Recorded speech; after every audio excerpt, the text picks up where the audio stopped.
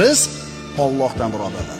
Hunarimizdan emas, otamizdan emas, ishxonamizdan emas, shepdan emas. Kimdan?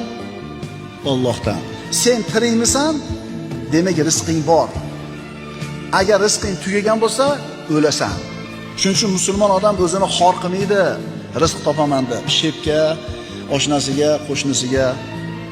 Meni rizqim Allohning qo'lida. Seni ishxonangda ishlamasam, boshqa yerdan Alloh rizqini yetkazaveradi deydi. Agar iymoni komil bo'lsa, rizqini Allohdan yegan. Shep, meni haydamang, мне нужна эта работа deydi. Menga kerak shu ish deydi. Haydamang deydi. Alloh taolo rizqini bitta eshigini yopib qo'ysa, boshqasini albatta ochadi. Chunki siz tirikmisiz? Robbis subhanahu va taolo sizni rizqingizni o'zini zimmasiga olgan. Xotirjam bo'ling, qo'rqmang, cho'chimang. Kursda o'ynashdan ham qo'rqmang, do'konlar buzilib ketdi desam qo'rqmang. Sizni rizqingizni Alloh o'zini zimmasiga olgan. Xotirjam bo'ling.